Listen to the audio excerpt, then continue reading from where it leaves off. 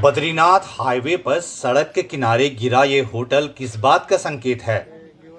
Badrinath highway पर hydro project की मुख्य सुरंग के ऊपर हुआ ये भीषण भूस्खलन हमें क्या सीख देता है? क्या हम अति संवेदनशील हिमालय की चेतावनियों को लगातार अनसुना और लगातार नजरअंदाज करते जा रहे हैं? क्या हम उत्तराखंड के इस हिमालयी इलाके पर आने वाले बड़े खतरे को भांप नहीं पा रहे? हिमालयी प्रकृति से जबरन छेड़छाड़ करके कहीं हम अपनी आने वाली पीढ़ियों का भविष्य दांव पर तो नहीं लगा रहे? जोशीमठ के पास की इस तस्वीर के बहाने आज इसी पर बात।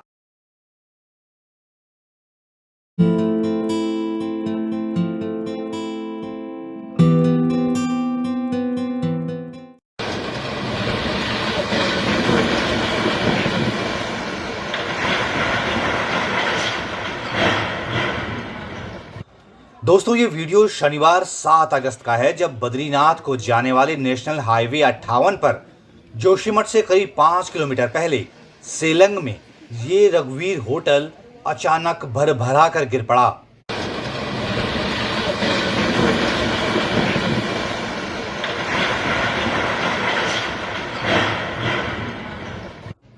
लेकिन ये कहानी सिर्फ इतनी ही नहीं है। ये होटल क्यों धराशायी हुआ, इसके पीछे की कहानी जानेंगे तो एक बड़े खतरे की आहट महसूस कर पाएंगे।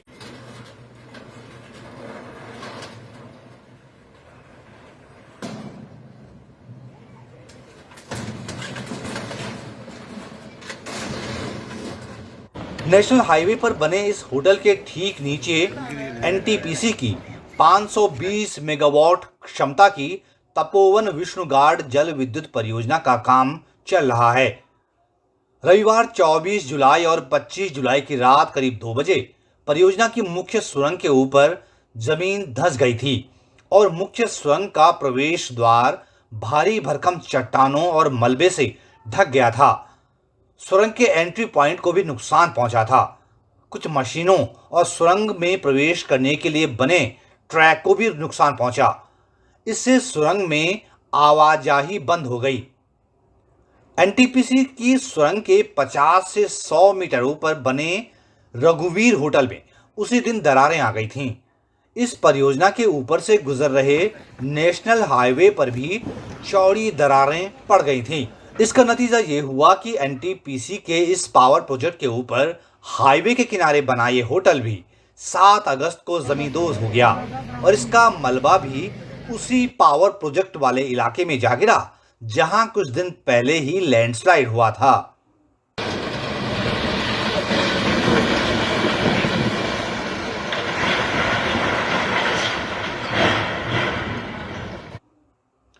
तो पहले 24-25 जुलाई की रात पावर प्रोजेक्ट की सुरंग के ऊपर की जमीन धंसी और उसके करीब 2 हफ्ते बाद ही सुरंग के ऊपर होटल भी जा गिरा। लेकिन यह सिलसिला थमने वाला नहीं है। इससे एक बड़ा खतरा पैदा हो गया है सेलंग गांव के ऊपर, जो कि एनटीपीसी के इस निर्माणाधीन पावर प्रोजेक्ट के ऊपर स्थित है।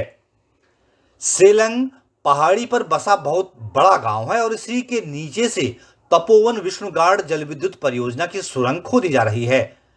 इस प्रोजेक्ट के ऊपर जमीन का धंसाव इस कदर हो रहा है तो सेलंग गांव कभी भी बड़ी मुसीबत में घिर सकता है, यानी खतरा बहुत बड़ा है। ऐसा लग रहा है कि इस पावर प्रोजेक्ट की स्थानीय लोगों को बड़ी कीमत चुकानी पड़ रही है।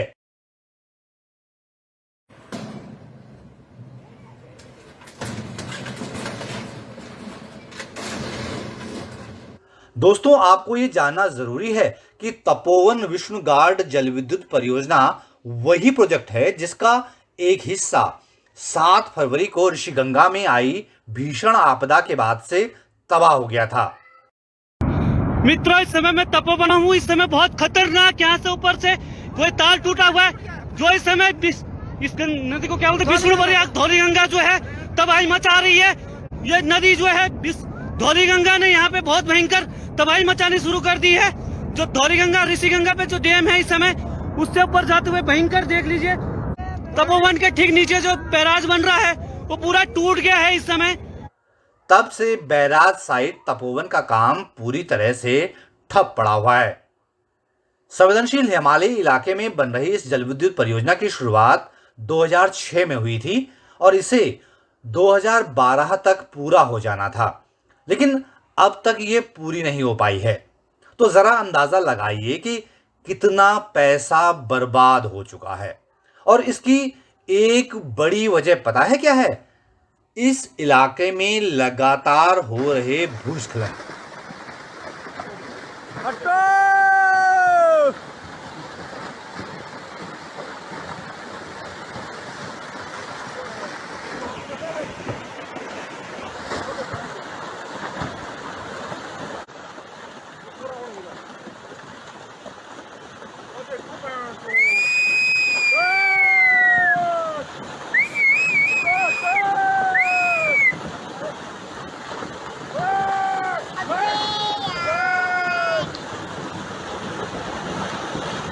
ये जिस मुख्य सुरंग का मुहाना ताजा भूस्खलन के मलबे से ढका हुआ है, इस मुख्य सुरंग को खोदने का काम पिछले 8 साल से अटका हुआ है।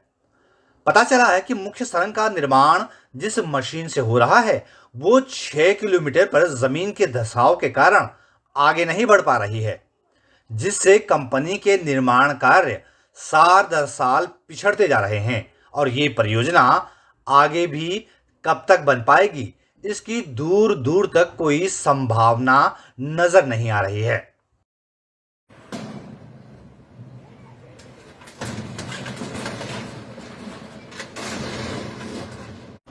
लेकिन तपोवन विष्णुगाड जलविद्युत परियोजना में ये जो आज हो रहा है, इसकी आशंका स्थानीय लोग 17-18 साल पहले ही जता चुके थे। साल 2003-2004 से लोग लगातार इस परियोजना के खिलाफ खड़े हैं। स्थानीय लोगों ने तब हिमालयी इलाके की संवेदनशीलता का हवाला देते हुए इस बड़ी परियोजना का विरोध किया था और मुख्यमंत्री, राज्यपाल से लेकर देश के ऊर्जा मंत्री, प्रधानमंत्री और यहां तक कि राष्ट्रपति तक को भी चिट्ठियां लिखी थीं। लेकिन तब स्थानीय लोगों की न सरकार ने सुनी और न कंपनी ने। उस अनसुनी के नतीजे अब सबके सामने हैं।